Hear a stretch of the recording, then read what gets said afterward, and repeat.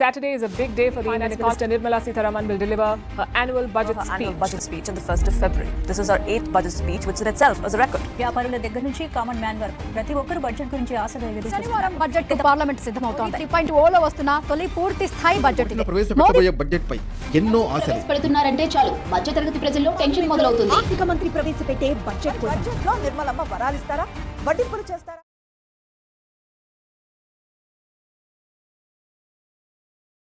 big day for the Indian economy. Finance regional or national present any news channel చూసినా ఒకటే discussion. అది February 1వ తేదీన Indian government announce చేయబోయే budget కోసం. అసలు ఎందుకు దేశం మొత్తం కూడా ఈ బడ్జెట్ కోసం అంత చర్చ? ఇది అంత ఇంపార్టెంటా? ఏదో కొన్ని వస్తువులు రేట్లు పెరుగుతాయి, మరికొన్ని వాటి రేట్లు తగ్గుతాయి అని ఏదో చెప్తారు, చాలాసేపు డిస్కస్ చేస్తారు, కానీ ఒక్క ముక్క కూడా అర్థం కాదు దానికోసం. ఎందుకు ఇంత హడావిడి? మాకేమైనా యూజ్ ఉందా అని మీలో ఎవరికైనా అనిపించిందా?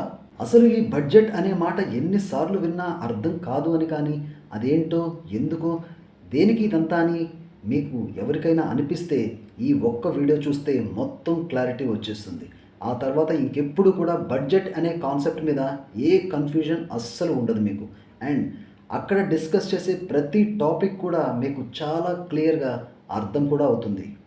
సో జీరో నాలెడ్జ్ ఉన్న వాళ్ళకి కూడా అసలు బడ్జెట్ అంటే ఏంటి, దాని ఇంపార్టెన్స్ ఏంటి, ఏ బేసిస్ పైన ఇదంతా జరుగుతుంది, ఇంకా ఎన్నో కామన్గా వచ్చే అన్ని డౌట్స్ కూడా క్లియర్ చేయడానికి నేను ట్రై చేస్తాను ఈ వీడియోలో. చాలా ఇంట్రెస్టింగ్గా ఉంటుంది అండ్ ఇన్ఫర్మేటివ్గా కూడా ఉంటుంది. స్కిప్ మాత్రం చేయకుండా చూడండి. చూశాక మీ టైం వేస్ట్ అయ్యింది అని అనిపిస్తే మాత్రం అస్సలు ఆలోచించకుండా వీడియోని వెంటనే డిస్లైక్ చేయండి, నెగటివ్ కమెంట్ కూడా చేయండి, ఐ యాక్సెప్ట్. సో ఈ వీడియో చూస్తే బడ్జెట్ గురించి మీకు 0 నుండి 100% క్లారిటీ వస్తుంది. మీ జీవితాన్ని, మన జీవితాన్ని ఇది ఎలా ప్రభావితం చేస్తుందో ఇప్పుడు తెలుసుకుందాం. మన ఇంట్లో నెలకి ఎంత ఖర్చు అవుతుంది, ఎంత ఆదాయం వస్తుంది, పొదుపు చేయాలంటే ఎంత కావాలి, ఇలా అన్నీ ప్లాన్ చేసుకుంటాం కదా.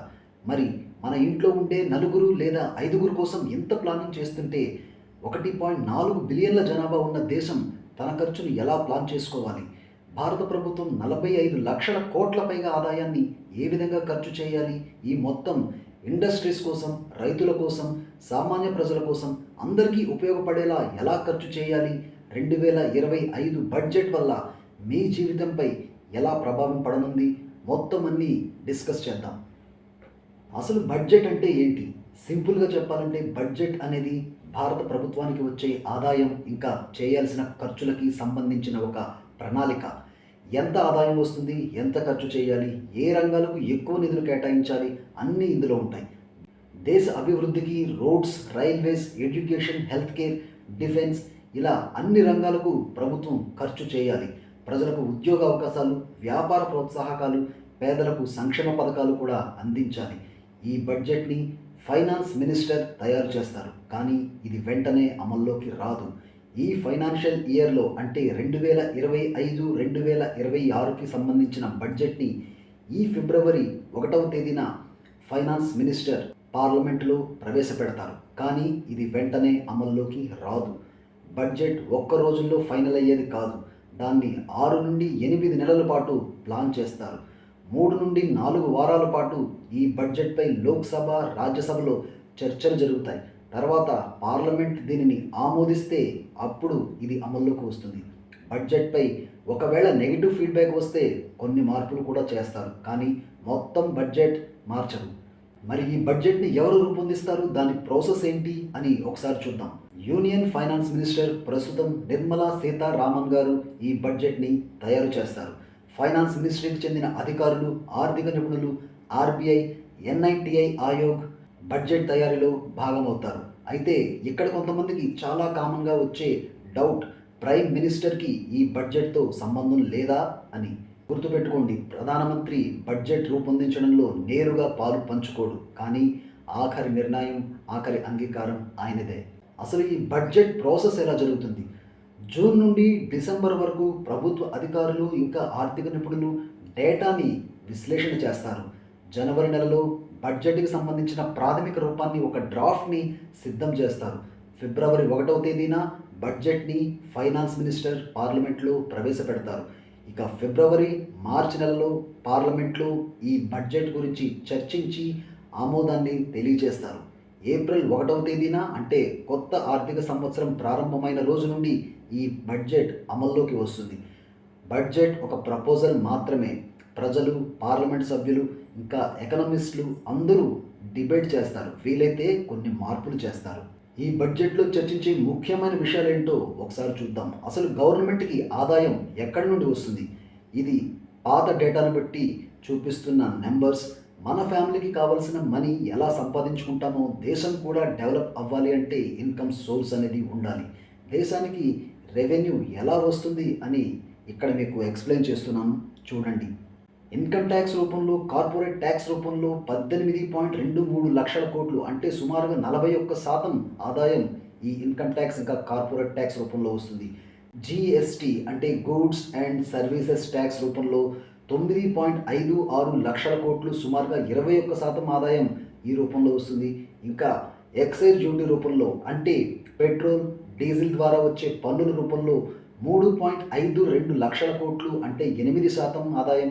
ఇంకా కస్టమ్స్ డ్యూటీ అంటే దిగుమతులపై, ఫారిన్ కంట్రీస్ నుంచి మనం దిగుమతి చేసుకున్న వస్తువులపై వచ్చే పన్నుల ద్వారంగా కస్టమ్స్ డ్యూటీ ద్వారా 2.33 లక్షల కోట్లు. ఇంకా గవర్నమెంట్ ఓన్డ్ కంపెనీస్ ప్రాఫిట్స్ ఏవైతే ఉంటాయో లైక్ ఎల్ఐసి, ఓఎన్జీసీ, వాటి ద్వారా వచ్చే లాభాలు సుమారుగా 1.5 లక్షల కోట్లు. అంటే మీరు శాలరీలో ఇన్కమ్ ట్యాక్స్ పే చేస్తే లేదా ఏదైనా ఫోన్ కానీ బైక్ కానీ కొన్నప్పుడు ప్రభుత్వం మన దగ్గర పన్ను వసూలు చేస్తుంది. మరి ఇలా వచ్చిన ఆదాయాన్ని ఎక్కడ ఖర్చు చేస్తారు అంటే ఏమేం డెవలప్మెంట్స్ కోసం ఈ రెవెన్యూ యూజ్ చేసుకుంటున్నారు అనే ప్రపోజల్ని ఇక్కడ చూపిస్తారు. లైక్ స్క్రీన్ మీద చూడొచ్చు, ఏ కేటగిరీస్కి ఎంత ఖర్చు చేయాలి అని అనుకుంటున్నారు అని.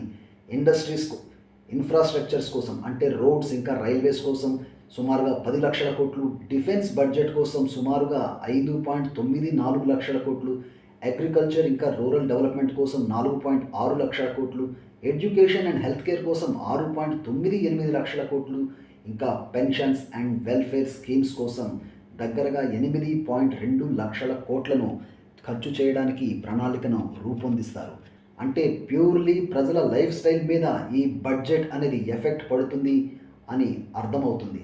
లైక్ మనం రైల్లో ప్రయాణించిన, హాస్పిటల్కి వెళ్ళినా, స్కూల్లో చదివినా ఈ బడ్జెట్ మన జీవితాన్ని ప్రభావితం చేస్తుంది. మంచి బడ్జెట్తో రైల్వే డిపార్ట్మెంట్ని డెవలప్ చేస్తే అందులో జర్నీ చేసే మనకే కదా బెనిఫిట్.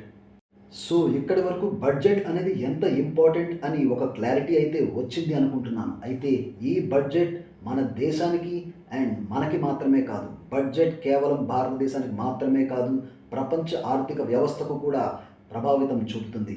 ఎందుకంటే ఇండియా యొక్క బడ్జెట్ గ్లోబల్గా ప్రభావితం చేస్తుంది. ఫారిన్ ఇన్వెస్టర్స్ భారత మార్కెట్లో పెట్టుబడి పెడతారా లేదా అని, అండ్ ఇంకా డాలర్ ఇంకా రూపీ రిలేషన్ బడ్జెట్ వల్ల రూపాయి విలువ మారుతుందా అని, ఎక్స్పోర్ట్ అండ్ ఇంపోర్ట్ రిలేషన్స్ కూడా భారతదేశం ఎగుమతులు పెంచుతుందా తగ్గిస్తుందా అని కూడా ఈ బడ్జెట్ ప్రపోజల్స్ వల్ల అంచనా వేయొచ్చు.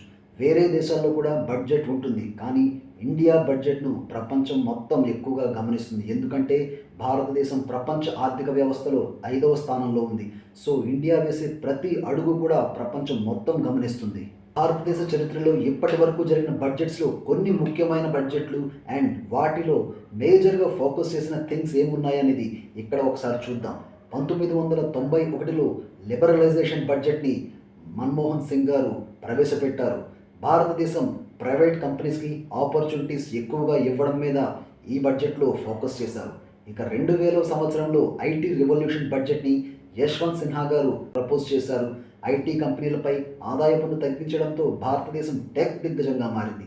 ఇక 2017లో జిఎస్టీ బడ్జెట్ను అరుణ్ జైట్లీ గారు ప్రపోజల్లోకి తీసుకువచ్చారు. జిఎస్టీ ప్రవేశపెట్టిన మొదటి బడ్జెట్ ఈ 2017వ సంవత్సరం. అంటే వన్ నేషన్ వన్ ట్యాక్స్ విధానం అమలు చేశారు. ఇక 2020వ సంవత్సరంలో కోవిడ్ బడ్జెట్ను నిర్మలా సీతారామన్ గారు ప్రపోజ్ చేశారు. ఆరోగ్య రంగానికి భారీగా ఈ సంవత్సరం నిధులు కేటాయించారు. ఇక 2024వ సంవత్సరానికి వస్తే అందులో ముఖ్యంగా మేక్ ఇన్ ఇండియా ఇంకా స్టార్టప్స్ కోసం ఎంఎస్ఎంఈలకు భారీ రాయితీలు ఇచ్చారు. అగ్రికల్చర్ ఇంకా ఎలక్ట్రిక్ వెహికల్స్ కోసం కొత్త స్కీమ్లు తీసుకొచ్చారు. ట్యాక్స్ స్లాబ్స్లో మార్పులు చేశారు. దానివల్ల మధ్యతరగతి ప్రజలకు చాలా ఊరటను కలిగించారు. సో బడ్జెట్ అనేది మనకే కాదు, ప్రపంచ దేశాలకు కూడా కీలకం. బడ్జెట్ ప్రపంచ ఆర్థిక వ్యవస్థపై కూడా ప్రభావం చూపుతుంది. ఇంతకుముందు చెప్పుకున్నట్టు భారతదేశం ప్రపంచంలో 5వ అతిపెద్ద ఆర్థిక వ్యవస్థ. భారతదేశం ఎక్కువగా చైనా, అమెరికా, యుఏఈ ఇంకా యూరోప్తో వ్యాపారం, వాణిజ్యం చేస్తుంది. బడ్జెట్ ప్రకారం భారత్ నుండి ఇతర దేశాలకు ఎగుమతులు పెరుగుతాయా లేదా తగ్గుతాయా, విదేశీ కంపెనీలు భారతదేశంలో పెట్టుబడులు పెడతారా లేదా అన్నది బడ్జెట్ని బట్టి నిర్ణయిస్తారు. ఇండియా బడ్జెట్ను ఎక్కువగా యుఎస్ఏ ఇంకా యూకే ఇన్వెస్టర్స్ బాగా గమనిస్తారు. ఇక ఈ బడ్జెట్ సామాన్య ప్రజలకు ఎలా ఉపయోగపడుతుంది అని కూడా ఒక్కసారి ఆలోచిస్తే, ఇన్కమ్ ట్యాక్స్ తగ్గితే మంత్లీ శాలరీ పెరుగుతుంది. బిజినెస్ ఓనర్స్ ఇంకా స్టార్టప్స్కు నూతన అవకాశాలు కూడా వస్తాయి. ఎంఎస్ఎంఈ సబ్సిడీస్ వల్ల కొత్త వ్యాపారాలకు లబ్ధి చేకూరుతుంది. మరియు హెల్త్ కేర్ అండ్ ఎడ్యుకేషన్కి కూడా ఎక్కువ నిధులు వస్తే ప్రజలకు చాలా ప్రయోజనం చేకూరుతుంది. సో ఓవరాల్గా బడ్జెట్ అంటే పెద్ద మాట కాదు, మీ జీవితం, మీ భవిష్యత్తు దానిపై ఆధారపడి ఉంటుంది. బడ్జెట్పై మీ అభిప్రాయాన్ని కామెంట్ చేయండి. ఇలాంటి మరిన్ని ఇన్ఫర్మేటివ్ వీడియోల కోసం ఛానల్ని ఇప్పుడే సబ్స్క్రైబ్ చేయండి. Thank you. జై హింద్.